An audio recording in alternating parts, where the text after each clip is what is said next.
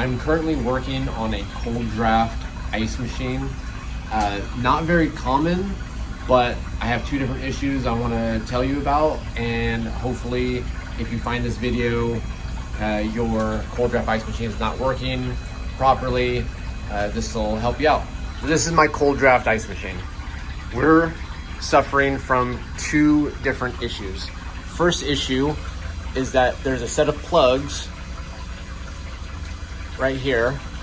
Those plugs keep popping out and ending up inside the storage bin. The reason why that's happening is because, move this out of the way, my ice in the storage bin is too thick. So here's a good example. So this is the bridge of the cube. Obviously these cubes are a little wonky, not formed right, but there's supposed to be a dimple on top where the water's spraying into the evaporator plate. So this is actually formed upside down. Let me get rid of one of these.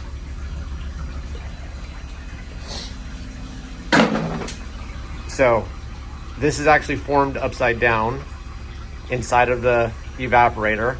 So that's the evaporator plate right there. The the sheet of ice is formed upside down. So water is constantly spraying into the bottom of the sheet or the top of the sheet because it's upside down. And the water sprays directly in the center, and I actually kind of feel the ridge of where the hole that the water's coming out is. And that's actually supposed to be a dimple, not completely flat and frozen over. That just means that the ice is too thick. What needs to happen is this water float controls when the machine goes into harvest. This water float controls how much water goes into the water tank, which is right here. Towards the end of freeze, there's a little bit of water flowing. It's kind of hard to see out that little hole. So it's kind of like a pressure relief. As ice forms inside of the evaporator plate, all of the holes that the water's spraying into eventually get plugged up. There's nowhere for the water to go. It builds up pressure, and then that water ends up jumping over this little wall, and then it flows down this tube into this tray, and then this is just an overflow tray, and it goes down the drain. So during the period of time when the water jumps over the wall and starts flowing down the drain, the pressure is still building. Pressure builds, and if it gets high enough, it pops out these plugs and the water goes out the drain because there's nowhere for the water to go. If that happens too many times, it can cause your water pump to strain because it's trying to pump, but there's nowhere for the water to go. It can burn out your motor. It can also cause the water plate to freeze to the evaporator. So when it goes to drop, it'll break something. It might break the plastic. It could break these hinge points. It could cause the springs to stretch out, and then they no longer have any elasticity. So it doesn't pull the plate back up when the actuator arms go to the up position. So we're gonna watch a batch. I've already moved this up a little bit to decrease my ice thickness. Once this starts jumping, I'll move this again because that'll give me a good reference of about when the machine is mostly done forming its sheet of ice. I don't know if you can tell, but even since we've been talking, it's been spraying a little bit further, but we still have quite a ways for the water to drop. And that float actually has to go to the down position. And just like that, we've started jumping the wall and water's going down the drain, and we're still not to the down position. So we're gonna raise this float up. And then we're gonna see water's still freezing in there. The holes that the water's spraying through are now blocked with ice flowing down the drain. That should go down faster. I'm just gonna raise it more. Okay, there we go. We dropped. Now we're in harvest.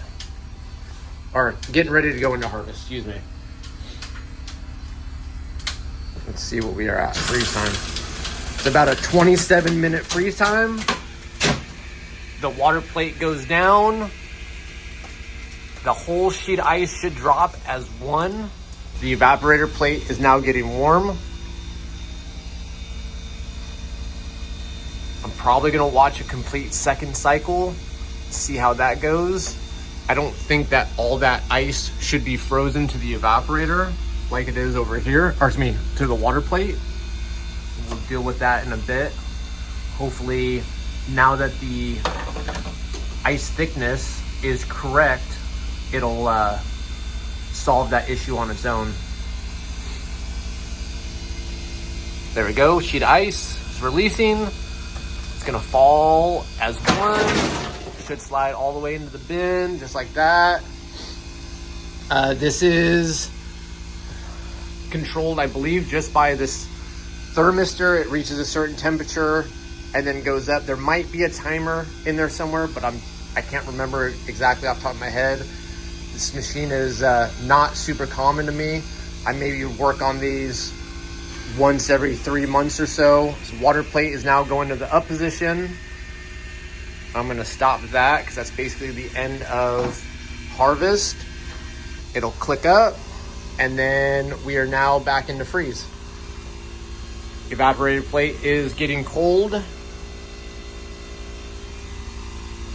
And then any second now, let's see, water is actually going in, which this should probably be pointed down. That's your water in. I'll fix that here in a second. Don't think it's a super big deal, but maybe it should be pointed down instead of at the evaporator plate. We're full of water.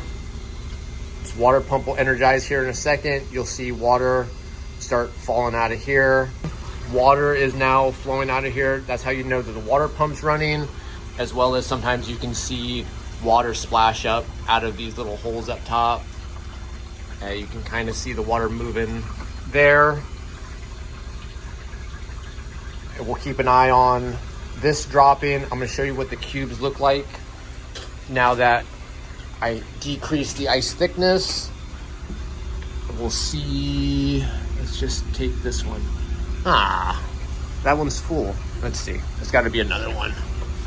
Maybe it was this one. There we go. That's a good looking cube. Nice and square. And the guy that I talked to on tech support said it was a thumb. I had talked to another gentleman who said it should be about the head of a eraser or the size of your pinky, depending on the size of your pinky. So I think that is basically perfect. And we're gonna stick with that unless this next cycle shows something crazy. The other issue that I was running into was this display is just blank. Well, it's blank now because I kind of tore the ribbon when I was testing it, but it was just showing X's or black boxes across the top. Tech support didn't give me any troubleshooting guide, but they essentially just said, hey, if the screen is not showing the correct information, replace the screen. And that's what the screen looks like. Side note, if your plugs are popping out, don't automatically assume that your ice thickness is wrong. You also want to check the cleanliness of the water plate. If all of the little holes that the water spraying up out of, if those things start getting clogged either with limescale or slime, what'll happen is you're going to be too high a pressure from the very beginning of freeze. Water is going to be jumping over this little wall going down the drain, and that just increases the chances those plugs are going to pop out. Also, customer said they wanted to just glue them all in place. Terrible idea. Don't glue them in place. I'm actually not going to stick around for the last batch. I'm pretty sure we got it figured out with decreasing the bridge thickness so the plugs stop popping out. We're going to replace the plugs anyways. We're also going to replace the screen. Thanks for watching Ice Machine 411. If you've got any value out of this, like and subscribe, share it with a friend. consider becoming a channel member. Hit me up on Patreon. We can chat. There's a free chat over there where people just chime in, talk about different issues they're having, and I do my best to try to respond to every single message. I do my best to respond to every single comment, except for the comments where people say, hey, you're a loser, give it up. But other than that, I'll respond to pretty much everything. You can also email me at icemachine411@gmail.com. See you on the next video.